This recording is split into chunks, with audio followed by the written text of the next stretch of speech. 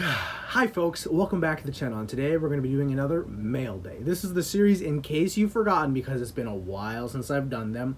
This is the series where I showcase things that I've gotten in the mail in between each video. So the last video that I did that was mail day, I got a ton of things that I'm going to be showing you guys, and that's how it's going to be. Like, so from this mail day until the next one, all the stuff that I get between that day is what I'm going to show you. So yeah. Let's just get started, because if you're a long-time viewer, you know how this works. So yeah, first up, we're going to start with, and I think I might have to cover this up. Better safe than sorry, you know. The GeroGerigegege Yellow Trash Bazooka. This is a bootleg, by the way. So not official, but it is the whole album. All of the songs, as you can see, all like 1,000 of them are on this cassette. So really cool, really nice little thing to have if you're a GeroGerigegege fan like me. And yeah, next up we have The Taste of Throbbing Gristle, or A Beginner's Guide to the Music of Throbbing Gristle. This is basically a greatest hits for Throbbing Gristle. It's got a lot of songs on it, 14 in fact. Very cool. And yeah, Throbbing Gristle. Noise band. If you don't know them, you should check them out. And if you already know them, you're cool. Next up, we have Gigi Allen's The Man with the Mission, live 1988 to 1989. So yeah, as the name implies, this is a live album from Gigi Allen and the Murder Junkies. I am going to be uploading an unboxing of this soon. I don't know if I'm going to upload it first or after this. So yeah. Next up, we have Sunburn by Daniel Frail. This is a EP collab between Dan Frail. I don't know why I said Daniel Frail. I think it's just Dan Frail. A collab between Dan Frail and Merzbow. Although it doesn't say that Merzbow worked on this, but he did. I know for a fact he did because something on the internet told me. This is a clear case DVD, CD I mean. And as you can see, it doesn't use the full like potential of the CD. It just uses a small bit because, you know, it's an EP, so it doesn't have that much. Next up, we have Sta Kaiden live at Inuyashiki 2023. This is a live noise album collab between Hijo Kaiden and Stalin, I think is what the other band's name is called. I don't know. Next up, we have Boredom's House of Sun. This is C Drum and House of Sun, because there's two songs on this EP.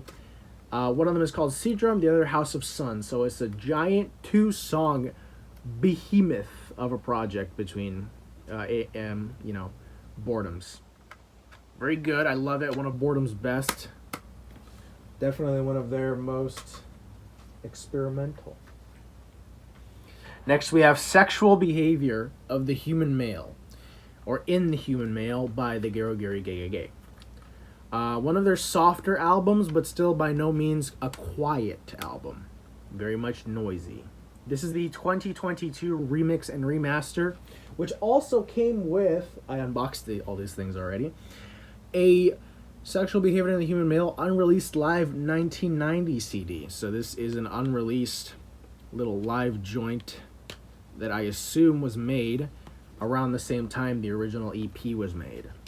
It is an EP, by the way, Sexual Behavior in the Human Male. It's just that they extended it enough to be a full-length album. And now we're going to check out all the DVDs. It's a lot, so let's just get started.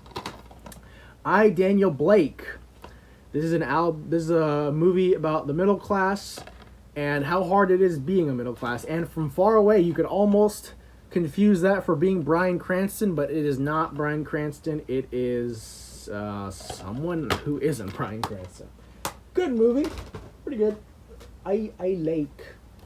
Onibaba Criterion. Been wanting this one for a long time. Onibaba is just one of the greatest horror films, if you want to say that it's a horror film. One of the Exorcist director's favorite films, which, okay. I think it's on YouTube and on the Criterion Collection, so if you haven't seen it, there's really no excuse to not see it. Frankenhooker. This is a horror comedy, kind of a black comedy horror. Yeah, horror, black comedy, horror, dark comedy. It's basically about a girl who dies, and her boyfriend brings her back to life as this Frankenstein prostitute who goes around killing people who want sex. Very funny. Next up, Brother, or Brat, or Bratishka, however you want to say it. It's the Russian film about the guy who grows up in the slums of Russia. He basically becomes a Russian hitman for the mafia. Really good. Highly recommend. 8.5 from the Criterion Collection by Federico Fellini. One of the greatest films ever made. Black and white. Deserves to be on the Criterion. I do think so, yes. Sorry. Oh, don't want to bend that. Elephant by Gus Van Sant. This is the Columbine film. This is a film that was made about the Columbine shooting from 1999. But this was made in 2003. Yeah. Pretty good. I thought it was good. The 400 Blows by Francois Truffaut. Another one of those films that people consider one of the greatest films of all time. He's also directed some other great ones like Julius et Jim, which you can see in there. There it is. We have It's a Mad, Mad, Mad, Mad World, comedy film about a bunch of guys who, a group of people who find out there's treasure somewhere, and they all race to go and find it. And who gets it first? You're going to have to watch to find out. Next up, we have Hundreds of Beavers Blu-ray. I unboxed this already, but I love it so much, you guys are going to have to hear me talk about it twice. One of the greatest films of all time. One of the greatest, if not the greatest comedy of the last, 10, 20 years. So good. This is one of the best Blu-rays you can ever get. Look at all those special features on 2 discs. A little booklet which shows parody posters with the beavers. Just one of the greatest things you could ever buy. So buy it if you're in the region. Because if you're not in Region A, you're probably going to have to settle with a Region B. Or, Region B. Which is just as good, Just watch the movie. Just watch it. It's free, everywhere. Just watch it. Man Bites Dog. Really good shockumentary sort of pseudo-snuff film. Very controversial when it came out. Yeah. It also has the short film Pas de C4, Poor Daniel Daniel. Made by the same director of Man Bites Dog, obviously. Next up, we have Johnny Got His Gun. This is from the Le Cinéma du Monde. It's the world of cinema. And they seem to promote a lot of films that were at film festivals, like Oliver Twist, Masculine, Feminine, Sweet 16, Phantom of the Paradise, Breaking the Waves, just a lot of those types of films. But this is Johnny Got His Gun. This is one of the most depressing, hopeless, and bleak films you can ever watch. It will destroy you. It will destroy your hope in humanity if you watch it. It's basically about a guy. I don't want to spoil too much because I want you guys. This is your homework for this video. I want you guys to watch Johnny Got His Gun and every other film that I'm showing here. But mostly Johnny Got His Gun. It's about a guy who gets his arms, legs, his eyes, his hearing, and his mouth and his nose blown off by an artillery shell in World War II or I, I think. I can't remember. And he somehow survives, but he's left as this husk of meat because he can't see, he can't hear, he can't talk, can't smell, can't walk or run because he's basically the ultimate vegetable. He's the ultimate human vegetable. And it just gets worse from there, believe it or not. It gets worse. Next up we have Gigi Allen's Terror in America. Live 1993. This was the last video that they ever filmed. This is the last tour they ever made before Gigi died. I haven't unboxed it yet, by the way. Still in the packaging, so I will be unboxing that soon. And yeah, I love and I despise Gigi Allen. Both of those. Next up, we have Guinea Pig, the complete collection. This is a complete series of the Guinea Pig films, which are those extremely gruesome and graphic Japanese films that were sometimes horror, sometimes comedy, sometimes horror comedy. I got this off a sloppy second sale, so this isn't official, because to get all of the Guinea Pig films in their official form on the Unearthed Films box set, or even separately, one of them is like over $100. The whole box set is like, what, $600? So, no. I'll settle for second best, which is that. I mean, it's not only do I have all the films in Blu-ray quality, but for a lot of cheaper price, so yeah. Next up, we have Leon the Professional. This is a action film starring Jean Reno, Gary Oldman, Natalie Portman, and Danny Aleo. I don't know much about it because I haven't seen it yet, but it's basically about this guy named Leon who's like a hitman or something like that. He's like an assassin, I don't know. It piqued my interest. Next up, we have Feed. Excuse me. This is from the same director. Oh, excuse me. Sorry. One of the sickest films I've ever seen. This is from the same director of Lawnmower Man. Yeah, what a jump between films, you know. You got the guy who made a really cool film which had some of the best CGI at the time, and then he goes ahead in 2005 and makes one of the most disgusting films ever made. It's basically about the feeder and feedee fetish that some people have, where one just wants to be fed and fed and fed and fed until they become so morbidly obese that they can't even move anymore. It really explores the horrors of being into such a thing as a feed fetish. There are definitely a lot of people who like the feeding fetish. I'd say there's like, I don't know if there's good in it, because, you know, you're basically destroying your body by eating copious amounts of food to the point where your body just starts to shut down slowly and slowly. But I get it, because I understand why people like fat people or fat women, you know. Shout out to all the fat women out there. You know why. You know why. But, yeah, I would never say I would want to be a feeder. I would never feed somebody to the point where they become disabled. I can't do that. That's torture, basically. Speaking of torture, next up we have a Serbian film. Oh, man, it just gets worse and worse. This is the uncut and uncensored edition from Unearthed Films. Quite possibly the most disturbing film ever made. One of the worst films ever made. I don't recommend you watch this film. Watch anything else rather than a Serbian film. It's a bad film. I just have it for collector's purposes, and because it does have its place in cinema as like the most cruel film ever made. So yeah, but other than that, don't watch it. Unless you want to and you can handle it, but don't.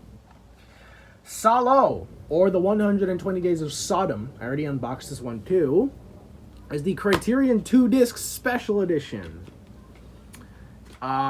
It's basically almost in the same vein as a Serbian film, but this one actually has somewhat of a point to exist. It talks about what happened towards the end of 1944 fascist Italy, and what the people did to those unwitting participants during that time of fascism in the 18th century. And yeah, pretty much all I have to say about that one. We got Uncut Gems from starring Adam Sandler. Yeah, I know it's got like this weird. When I buy these things secondhand, I don't really know what to expect. This is apparently from the Shrev Memorial Library in Texas. Overdue fine, $1 per day. But yeah, I've been wanting to watch this film. Apparently, it's very stressful, very high octane. It'll pump your blood. Yeah. We got One Flew Over the Cuckoo's Nest in 4K. One of my favorite films ever. This is like in the top 10. I've seen this film a countless amount of times. When I found out they finally put out a 4K, I had to grab it. Yeah, very good. Looks amazing, by the way. This is an amazing looking 4K, as most 4Ks do, but this film especially needed the upgrade, you know. Next up, we have Necromantic. This is, yeah, that Necromantic, you know. This is a 2-disc edition. It has the Blu-ray and the regular DVD, and inside you can actually swap it for the original poster, which I can't show. If you want to know what that poster looks like, just search up Necromantic poster and you'll find out what it is. Next up, we have 964 Pinocchio 4K. One of the last films I ever expected to get a 4K, but by God am I happy it got one anyway, because this is one of my favorite films. I just love it so much. It's insane, it's weird, it's Japanese, has a great soundtrack, has great visuals, looks perfect on 4K. Like I said, last film I ever expected to get a 4K, but am I glad it did.